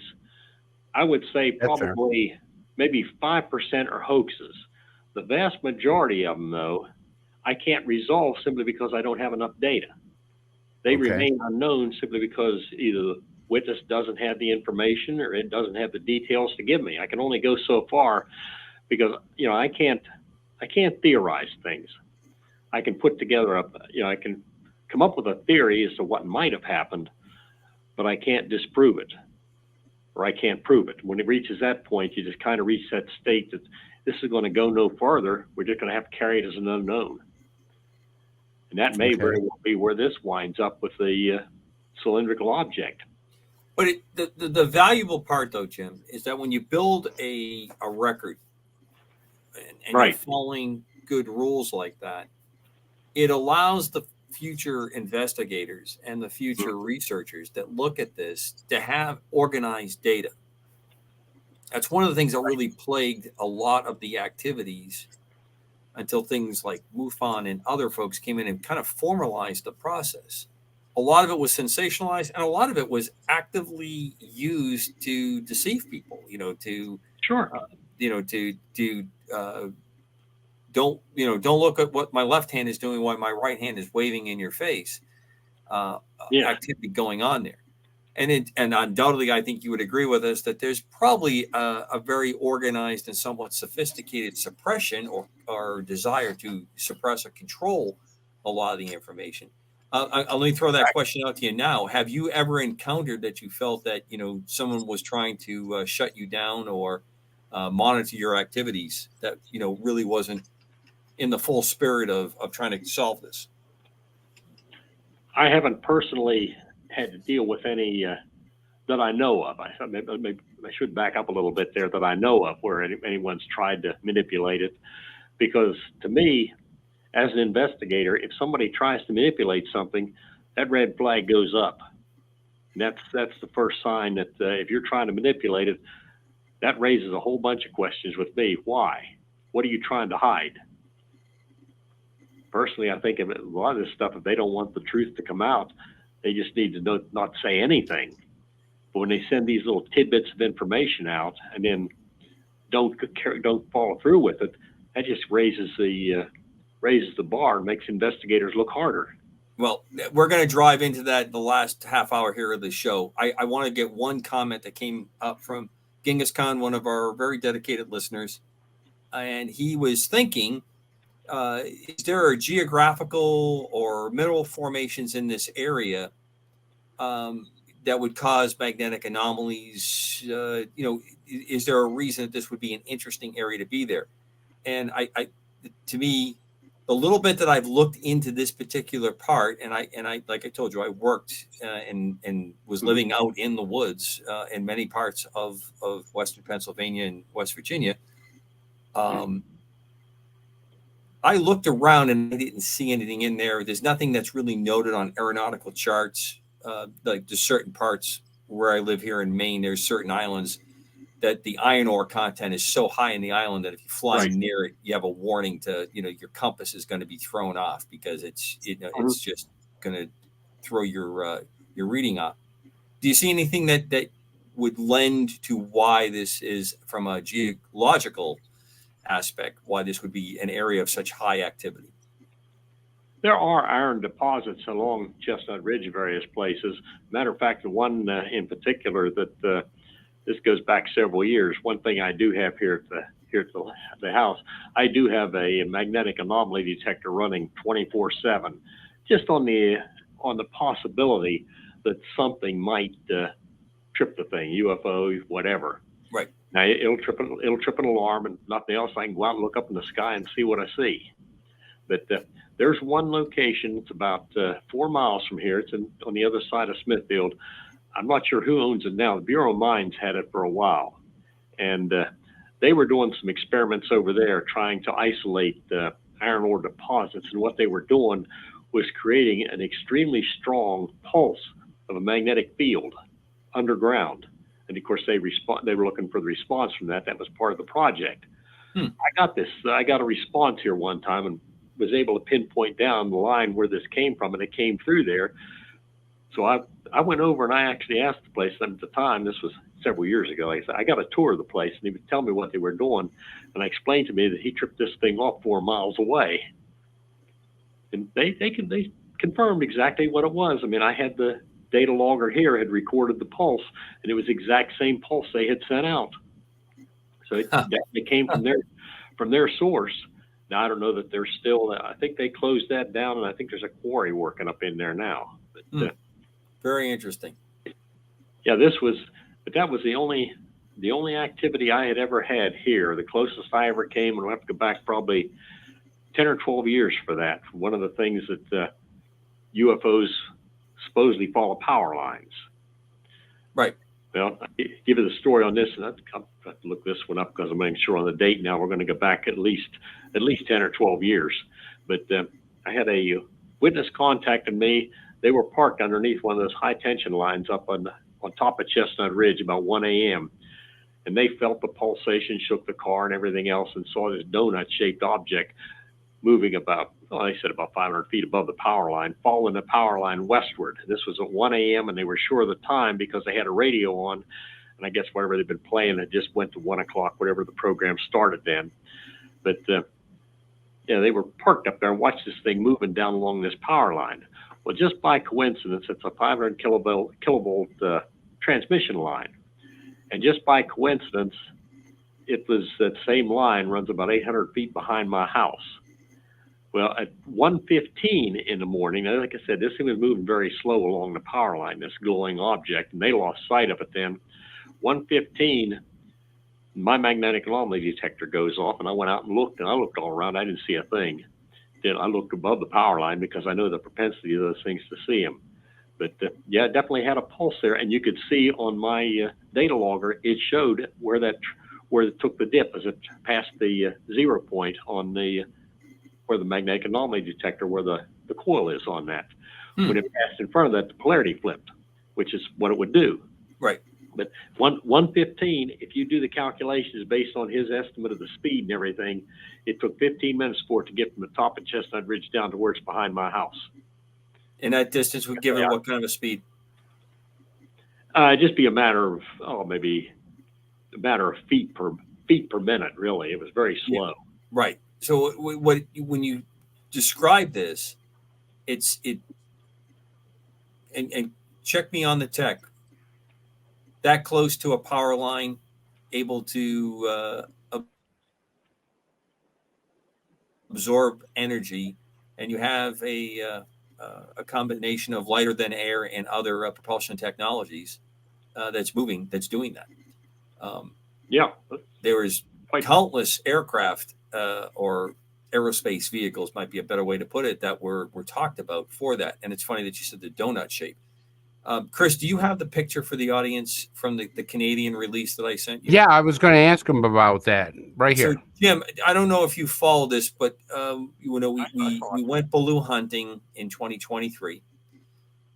We shot down in a very short time after the first spherical balloon, which is a PRC generated event on that first one that got shot down off the coast of South Carolina. We had a couple up in Alaska, and a picture was released by the Canadian government, armed forces, that shows a donut shape. Did I send you the picture before? I have the picture. Yeah, I have it. Which one you mean?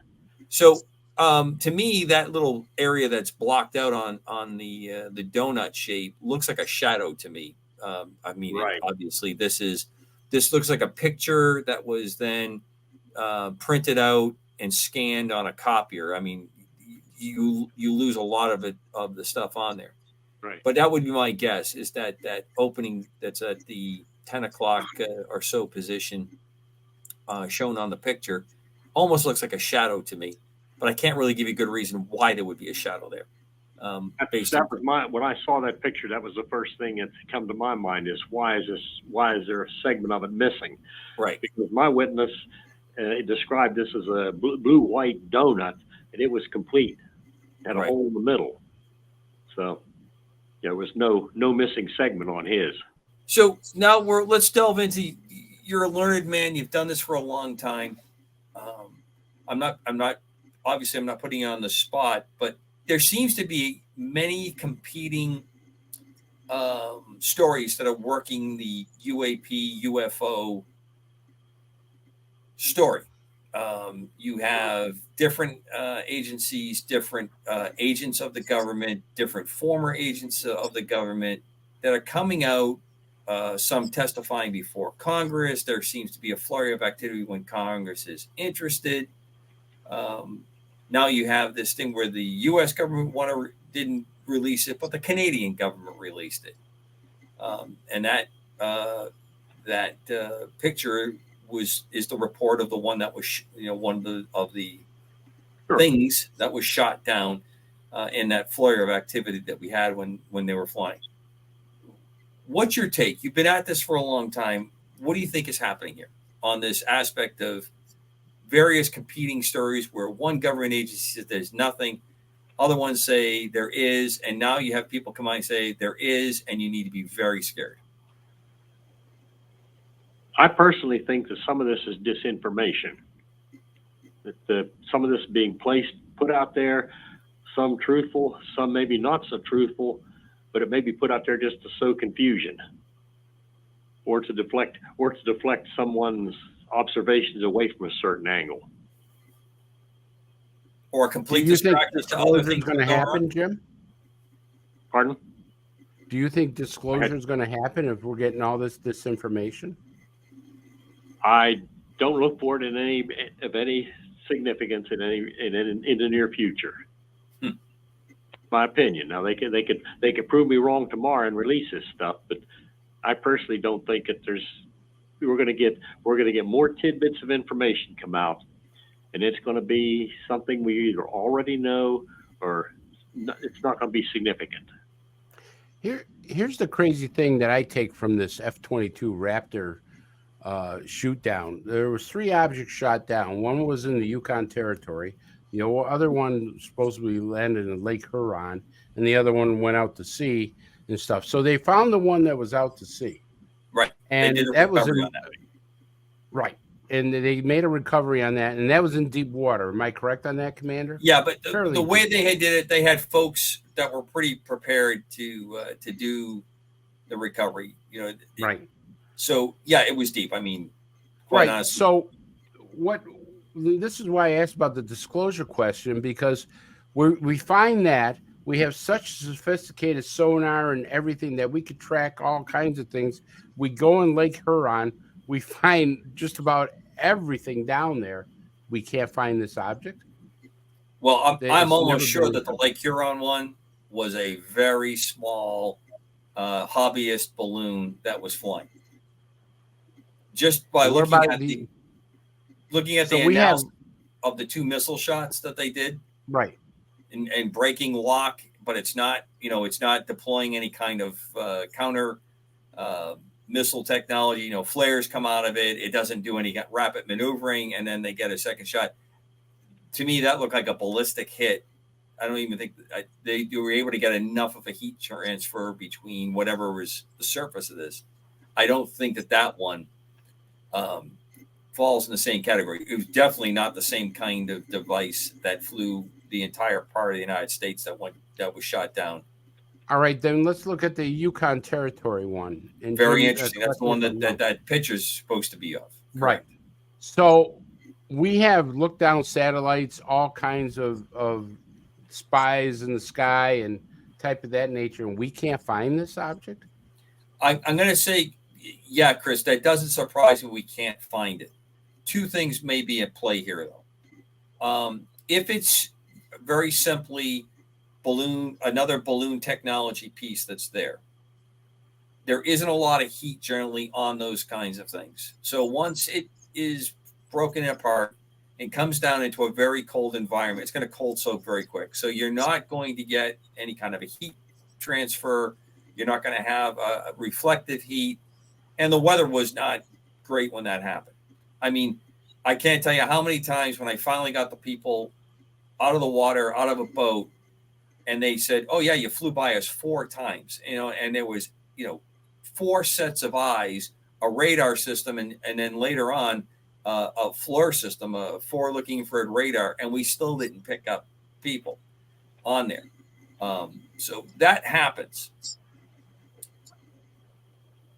It is the process that how this was released and the game that goes on. And go back to Mr. Alessandro's remark, I really shouldn't be telling you about this. It's a really, really great video. It's 4G, but what we were doing and how we collected it and what was going on, it can never be seen. Right. I don't understand why somebody who says they're in the business they're in plays that kind of game and doesn't expect someone like me to get in your face about it. Because if you have just risked someone's life or lives that were involved in that collection, if it's as sensitive as you're saying, because the persons that you were observing now know that you did something. Yeah. No, I agree with you, Commander. And that's why I posed the question to Jim about disclosure. Go ahead, Jim. I'm sorry, I didn't hear you. Yeah, I was questioning that Chinese balloon, why they let the thing go clear across the U.S. before they shot it down. Well, I don't think it's the first time that over land. I don't think it's the first time that balloon like that went by. And I think if it wasn't because of maybe that one, for the time of year that the rancher in Montana who took out I guess it was an iPhone. I don't know which one he had. Yeah. With the super zoom on it, and he got an absolutely, big sky country. He got an absolutely gorgeous picture of it. And then all of a sudden the gig is up. Now, yeah. Lots of times governments are not going to come out and say, we know that we overflew the then Soviet Union. We still do it repeatedly with U-2s and other aircraft. We've got space planes. The Chinese, the PRC has their space plane. There's all kinds of things going on that you sometimes don't bring out. Contentious leading up to an election year. The year before, you don't want to look weak. That's going on. There's a lot of things that can come up why you waited as long as you did. But you mentioned this, Jim, offline to me, and I think you said at the beginning of the show, a lot of times these things happen to track reaction. Exactly. To track what's going on. That's the other thing, too. If you observe this for a period of time, as an engineer, you can see the antennas on this thing. Right. As an engineer, I can learn a lot about that transmitter based on the antenna it's connected to. I'm going to know its frequency. I'm going to know its directivity. I'm going to know its polarity. And from that, I'd be able to possibly even isolate and backtrack on where it was transmitting to, be it a satellite or a ground station, ship at sea. And that's information you can learn by simply observing the thing. Let it run its course.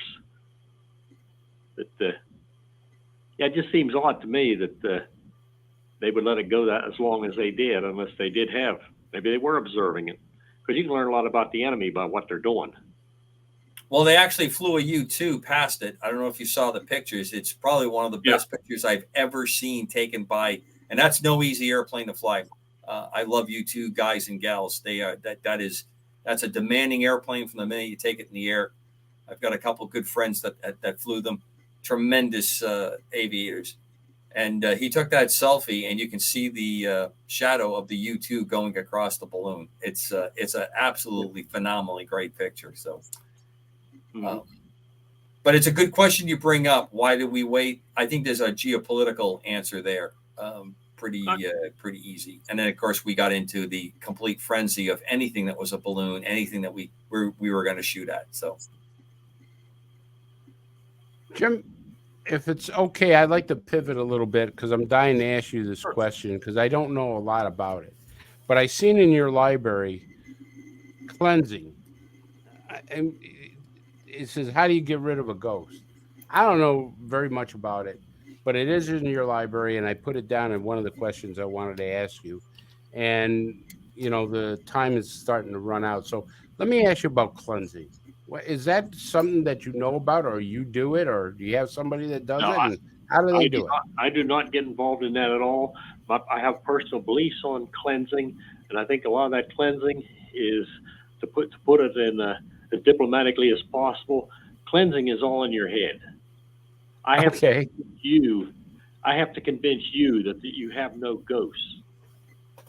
Now, and there again, it becomes a lot. It's not hard to do in some cases if you actually are open-minded enough to look at the evidence.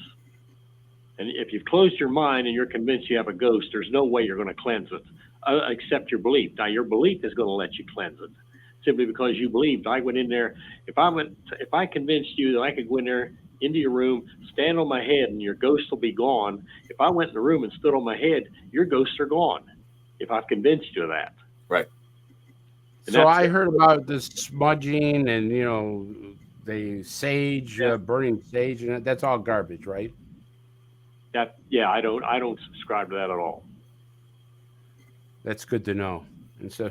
And the other thing I found in your library was about dreams and messages in dreams. Do you subscribe to that, or is that just something that you don't? Well, we're into the same area there. The problem with a message in a dream, sure, there may be a message in a dream. I do believe the mind, and I've had this happen to me personally. You'll go to sleep and you'll dream, and you wake up and, hey, I've just resolved the problem that I went to sleep worrying about a problem, and maybe a technical issue even. Yep. I'll wake up and it's just there. All of a sudden, this is a new way to look at it. It's like the mind is free. It explores different possibilities. And I think the reason that happens is when you're dreaming, you're not confined to your rational thought. The mind is more free to explore various possibilities. And every once in a while, one of them is going to work out. There was a famous reported, I can't remember the name, but it's the man that created the modern sewing machine. And his claim is that he couldn't solve the mechanics of how you run a sewing machine to have the needle and the thread go through. And Ellis, wasn't Ellis his name? I think it might be Ellis. And he claimed that how he came up with the solution was exhausted, went to sleep, and he had a dream that he had been captured by natives, and they threatened to kill him if he didn't come up with his solution. And in this dream, because he was being pressed life or death, it came to him how to make the thread go through and run and do stitches. And that was how he came up with his solution. So I think that has a place. I agree, Jim. I think a lot of it is a mental state that you're in. But I am convinced, I know a lot of people don't believe when I say this, extraterrestrials exist, have been here. There are spiritual entities. There is connections with all of them on that. I just don't think the vast number of cases, and my approach to anything I look at is I always look for the simplest solution, the Occam's razor type approach. Occam's razor's approach there to get to the solution, because when you get down to those cases that you cannot apply laws of physics easily, that defy what goes on there, that is what I find interesting. That's the reason why I think your work is so valuable. Well, that's the way I do all my investigations that way. If you report something, my first solution is going to be the simplest thing. Did it really happen? Did you dream it or something else? And each time I come up with something, I might make a comment to somebody that says, "Well, I told you that's not right." But the thing is, we're ruling out the simple things, and eventually we're going to reach a point where I'm going to suggest the solution, and you're going to tell me why it can't be the solution. And eventually, one of us are going to run out of questions. Either I'm going to run out of points to make, or you're going to run out of rebuttals to it. And when we get down to that point, now we're going to start actually seeing some progress. So we've got about 5-6 minutes left here, Chris. Let's not run the videos, but let's talk about the two videos. Do you want me to run one of them? No, let's not run them. Let's just talk with Jim about them, because I had sent them to Jim ahead of time. All right, Jim. There was things that Setovan talked about, and the new word out there now is threat. This ufology thing, everybody's talking about. It's a threat here. It's a threat there. We got to be careful here. We got to be careful there. Mhm. What is your feeling of all the cases you did with UFOs? Do you deem them a threat, or do you have anything that they could be a threat? There's always, you can't rule out anything, but no, I haven't seen anything to actually call it a threat per se. Yeah. Do you think they're there to help? Threat, but Do you think that we have some that are here to help us? that's a possibility since we don't know the exact source of it. We really don't know. Yeah. You really are balanced on this. You really don't take a commitment unless you see something that really points you one way or the other, and nothing's driven you into one camp or the other. Right. I'm not pro extraterrestrial. I'm not against extraterrestrial. Is it possible? Absolutely, it's possible. You can't tell me with all the number of planets that out there that nothing could live on any of those planets except Earth. But then the other question comes up too. When you look at the going back to the Drake's equation, go back into the 60s, of whether we have intelligent life on anything, and a short period of time that intelligent life could exist on a planet. Right. It's like billions of years. There's just a short period of time, and you're going to have to, if it's an intelligent form of life, it's going to have to be sometime in that period, because otherwise it's either going to run out of resources, blow itself up, or do something. Right. Excellent point. Last thing is we're driving up towards the end here. So what's your impression? Again, not putting you on the spot, I'll offer my opinion. I don't think our government is being the most forthright with this, that they haven't been really good agents in playing this, and that disinformation, as you said earlier, is a big part on purpose. On the spot, what do you think of that? I think there's a lot to that. I think in a lot of cases it may be because we haven't determined what a UAP is, whether it's ET or whether it's one of our own. Now, if it's one of our own, it's a military secret. Obviously, you expect a certain level of secrecy about it. On the other hand, if it's ET, they need to be a little bit more forthcoming as to what's out there. We filed for various things on the Freedom of Information Act, and you get all these redacted statements back and everything else. And even like a good example is the one that Stan works on, the Kecksburg case. We have redacted statements on that or missing data altogether, yet they still want to call it basically a meteor. Now, there's nothing clandestine about a meteor coming in. No, but the activity sure was. Jim, I'm going to grab you there. Chris, thank you so much for tonight. To the greatest audience on the planet for listening, Genghis Khan and Catholics and Catherine, I saw in the chat room. Thank you very much. And I have a couple other supers I wanted to throw in here. Let's see. Oh yeah, it was Bill or William out of California, and Dean, who had contacted me on email. Thank you so much. Keep the info coming, and I always try to answer back those emails and comments. And to Don and Vicky Ecker, get better, both of you. I hope you're feeling better. Yep. And UAP Crossfire, KGR Radio DB. Thank you so much for joining us. See you in a week. Thank you.